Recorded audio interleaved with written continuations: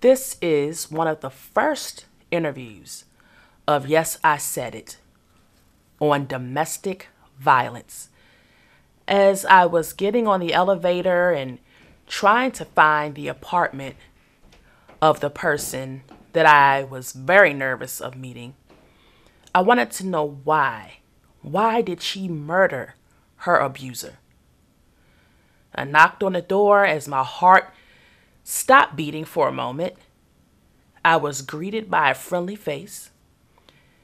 And then I met her, a lost soul looking for help, looking for answers, forced to murder her abuser. As I spoke with her, I found out that she loved her family.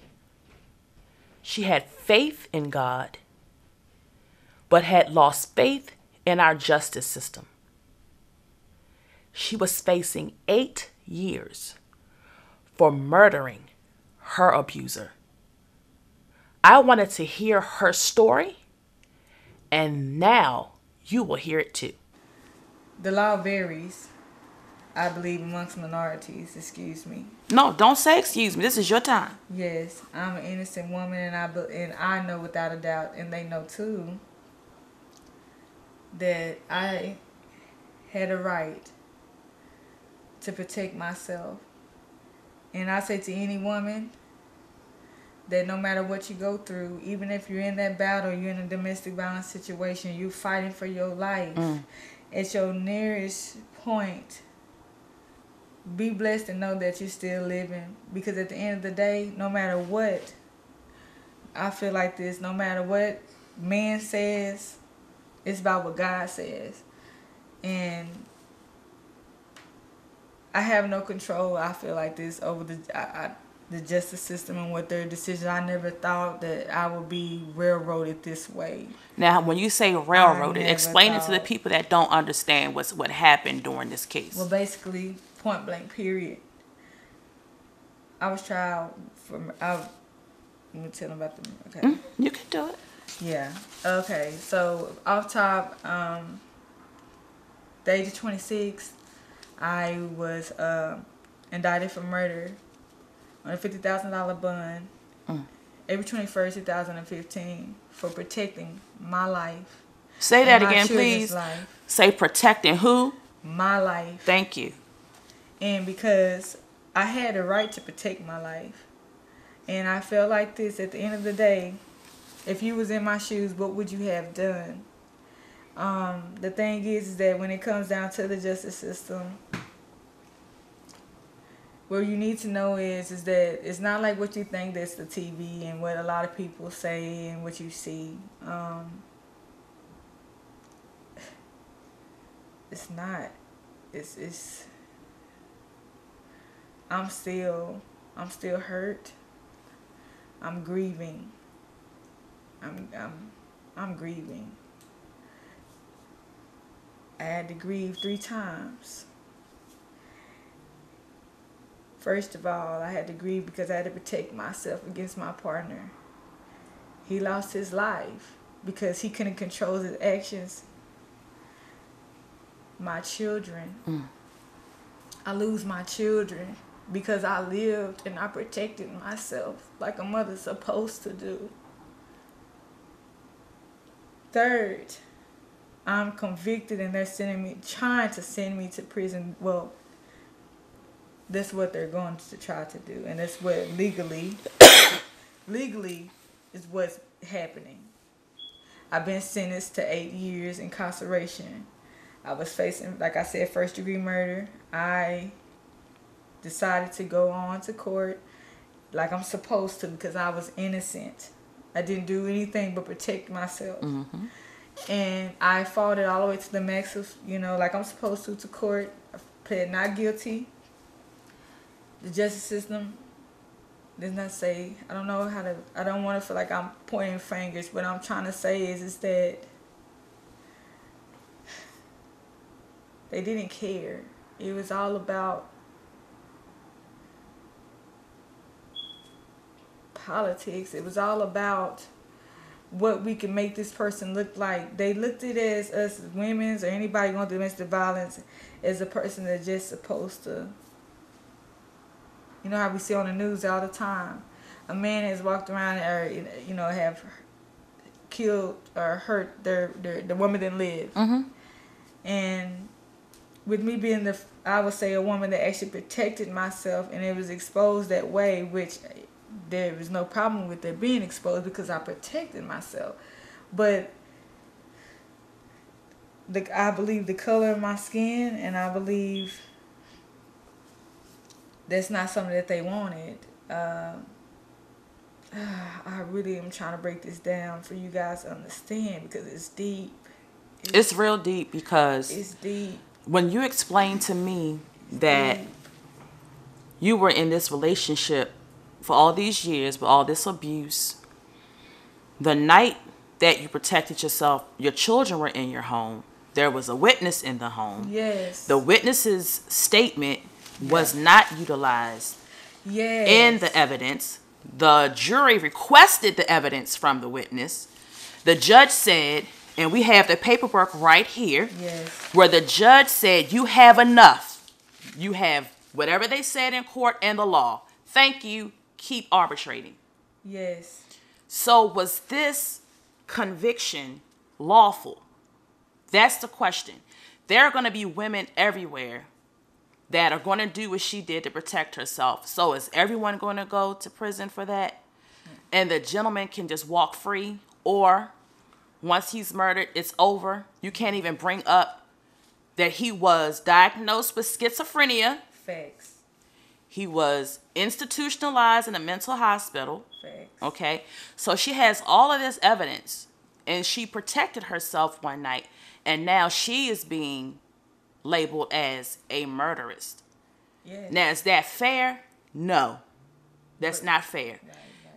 Now, my problem with the court case is this also, is that you have jurors, not one of them were black, so was she going to get a fair case? And the judge that did the case, he has a bad rap as well. Yes. His father has a bad rap as well. So we need someone to look into this. Please. Because I smell corruption. As my mother-in-law would say, I smell a dead rat on the line. My kids, you know, I want them to be questioning and being like, they know I'm innocent, but I'm not in their life while they're young right now. And they're begging for me, my daughters. We was close. We was very close. We was together every day. And then when this happened, I lost everything in one day. My whole life changed like this. But you did what you needed to do at that moment. So you cannot live in shame. Don't live in guilt and fear. I told you that's how we get down. It makes it get in our mind. The way our mind works, it plays out more than what it is. Okay, so I need you to make sure you stay around your family and positive people. You don't want people feeding you anything negative. If it's not positive energy, stay away from it. And when you feel your mind drifting, don't go off by yourself. Right. Don't go driving off by yourself and secluding yourself. I do that already so much. You don't want to do that because that's how he gets us. When we're alone, it's like being in the Sahara Desert and you have a group of elephants going through. The lions cannot attack the elephants as long as they stay together. But when that one elephant decides he want to eat off that tree by himself, that's when they get him, when they're alone. You have to stay, even when you're having your worst day, you get around positive people. That's never been my life. I never had a life. Like I've been with somebody. I just never had a life. They sent me to prison, and then I'm gonna be like 30 something. I never had a life. Like I never been able to be free. I got you. Free. Well, the thing is, when I'm going to do on my end, I'm going to make sure your story gets out. That was my job today. Is to make sure, you guys. Stop apologizing. Stop saying you're sorry and take your voice back. Don't be afraid to speak. Stop saying you're sorry. Sorry for what?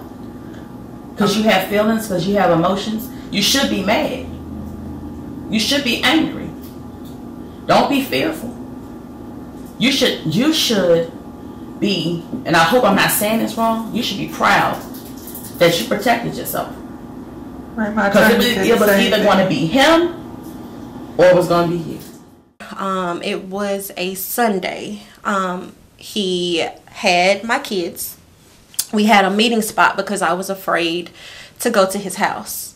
So we had a meeting spot at a store to pick up and drop off the kids. So the day before, we met at the store. He came to the car. I had a cell phone, but he didn't know that I had a phone.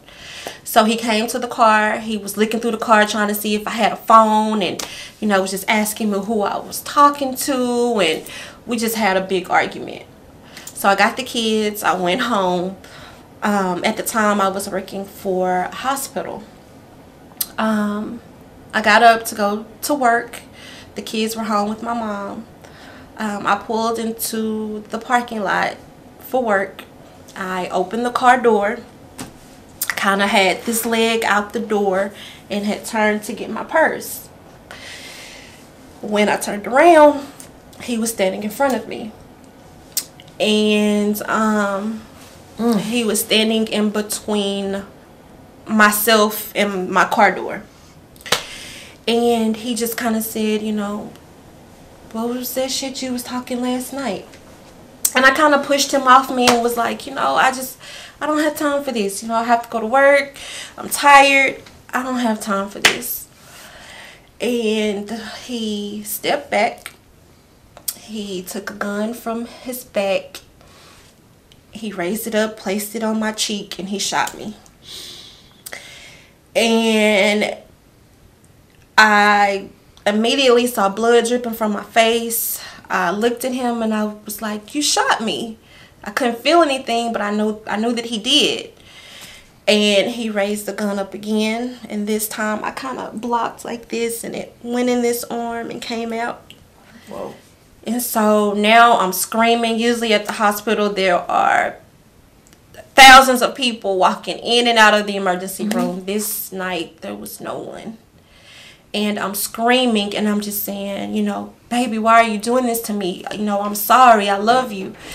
And again, he didn't say anything. He just stepped back, raised the gun up again. And this time I tried to block like this, and the bullet went in here and broke this wrist. Ooh.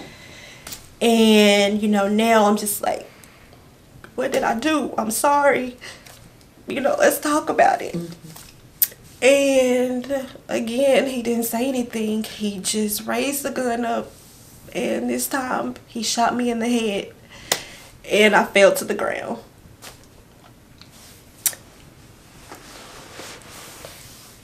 And I remember it going black, and I couldn't see, I couldn't hear, and I immediately started praying. And to myself in my head, just saying, God, if I'm about to die, please forgive me for my sins. But I'm not ready to die. And just like that, I could hear and I could see. And I was laying face down, and I remember looking up and I could see stars in the sky. And something just said, be still. Just lay here. And I laid there, and he put his foot on my back. And I held my breath. And he took his foot off, and he put his foot on my back again, I guess, to see if I was breathing. Right. And I held my breath. And he took his foot off. He walked around my body. And I heard a gunshot, and he fell to the ground by my feet.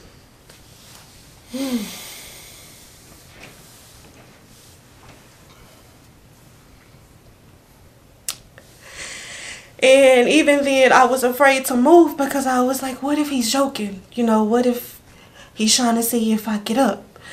And I saw the gun laying by my feet. And I just said, you know what, I'm just going to get up and run. And I got up and I ran into the emergency room and I collapsed.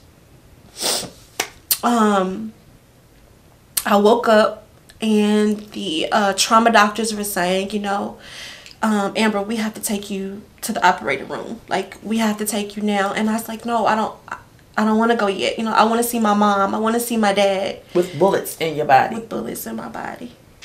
And they said, no, Amber, you have to go now. And I said, no, I will not go now. Because I really thought I was about to die. And I just wanted to see my parents. And my mom and dad got there. And, I kissed them. They hugged me. And I went to the operating room. And I woke up and I see you. And you're here to tell somebody about that. I am here to tell somebody about that. I hope, ladies, that you're listening. Men, I hope you're listening. Because her story may not be your story. She survived it. Because she was supposed to be able to be here to tell you what to look for. And not to stay. So, moving forward past that, how do you function now? Do you have any neurological issues because of the gunshots or? I do. I have nerve pain in my face when it gets really cold outside. The nerve pain is just I just can't even describe the feeling. But mentally, I'm okay. I had to learn to walk again. I had to learn to talk again. Even a few months after this happened to me, I had to return to the same hospital to work and pass by this place where I was shot every day. And I was so hurt. I was hurt because people blamed me. I was hurt because no one wanted to hear my side. I was hurt because I still had to deal with his family because of the kids. I was just so broken and I was so hurt that one day when I was at work, I said, you know what? I'm just going to kill myself. I'm going to walk out to the curb and walk out in front of a car. So I went to the curb and I kind of stood there for a second just to kind of get the nerve to just do it. And I closed my eyes and I was about to step off the curb when someone put their hand on my shoulder. It was a security guard. And he says, I don't know what you're going through, but I'm going to stand here with you while you cry.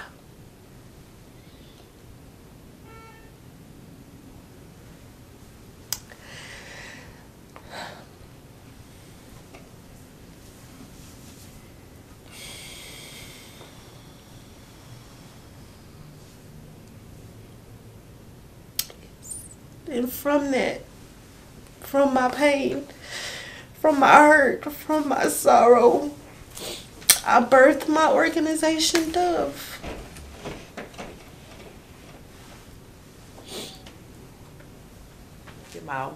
Like you're in your right mind. You have your cognitive working. Did your relationship with God change after this? Oh, most definitely. Most definitely. I have always been a religious person. But after that, spiritually, I mean, how can it not? How can it not? I am, now that I'm here in this space, I am so honored that God saw so much in Amber from Tyler to go through this situation and be able to sit here and share his message. Like, that's amazing. So that's how you birthed Dove. That's how I birthed Dove. So tell me, what does DOVE stand for? Yes, Dove is an acronym for Daughters of Violence Empowered. And it's geared toward teaching young girls the importance of healthy dating, The warning signs of a potential abuser, because that's where it started for me. I didn't know these signs as a young girl. Had I known these signs, this wouldn't be my story. Also, to help other survivors, victims, find their voice, to become empowered so that they too can help other women. So what do you do with Dove? How can, say there's somebody that's going to watch this, and they have a daughter that's starting to date, or they may be in a abusive teenage relationship. Would they reach out to your organization? Like, how would they do that? They can reach out to my organization. I also holds little seminars where I have parents register their teen girls. I have other ladies that come in to teach self-love. I teach the importance of healthy dating. We teach mantras, yoga, just any and everything to reach our young girls, to, just show them, hey, it's not right for a young man to put his hands on you. It's okay to love yourself. It's okay to be you. Yes, ma'am. Reach out to me. Like I said, I also post when I have these events. Not too long ago, I had a Pack a Purse campaign where I had people donate purses, and they packed them with toiletries, colognes, just little things that teenage girls need, and I hand them out to young girls. Wow. Yes, ma'am. I wish a man would start an organization like that. I do because too. It's good that we teach the young girls, but we need to also talk to our boys. We need to talk to our young men on how to handle a woman. Yes. And without being abusive, handle her.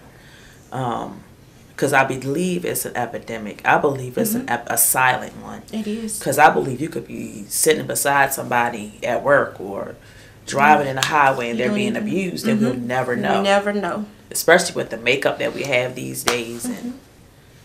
And especially in our community, we don't talk about it. And what happens in the home stays in the home. Why don't we just break that? I agree. But just as well as you're teaching the women, the young ladies, we need to teach our young men. Yes, ma'am. So that we can stop that cycle. I believe, like I said in another taping that we did, I believe if we knew our history, we wouldn't abuse each other. Because our men were abused, our women were abused, used, called wenches. We were baby making factories to keep the slave population up. Yes. So this has been an amazing. I feel like I met heaven today. I really felt like I met heaven today. Like, apparently God loves you. Thank you. And I'm not saying that people that did not survive, that God didn't love them, but it's amazing to meet someone who really, you saw death. I did. Like, you actually experienced that valley of the shadow of death that we read about so much. I saw it. And then you survived it, and I'm here touching you and talking to you. You made it through it. When it happened to you, I never knew you. But it's like when heaven meets the earth, it's like, psh, and you got to tell your side. Yes, ma'am. And let me say this. Families, if you know your son ain't no good, and you know he beating on that girl, say something. You know Junior crazy. You knew he was crazy when he was 2. Okay? Stop pretending that we don't know. You know that man is hitting on this girl that he's bringing to dinner on Sundays. And we turn our heads. We don't say anything because we don't want to get him worked up, or we don't want people to think our family is crazy. But let me tell you, the blood is on your hands as well. If you don't say something and you know something, this young lady could have lost her life because we like to do this. We turn that blind eye. we turn that blind eye. Don't turn a blind eye. If you see it, say something. Tell Junior, stop touching that girl. Don't you hit that girl. When you see them when they're young and they're playing too rough with girls, correct them. Yes. You don't handle little girls like that. And correct the girls, because we do have women who abuse men as well. Mm-hmm. Okay, so it's both sides. We have to teach our children love, respect, and my one last statement before we cut this off. You know Junior's crazy. Say something. That's all I got to say. Yes, I said it. So I think it's time to say what's on my mind. And yes, I said it. Maybe you should too.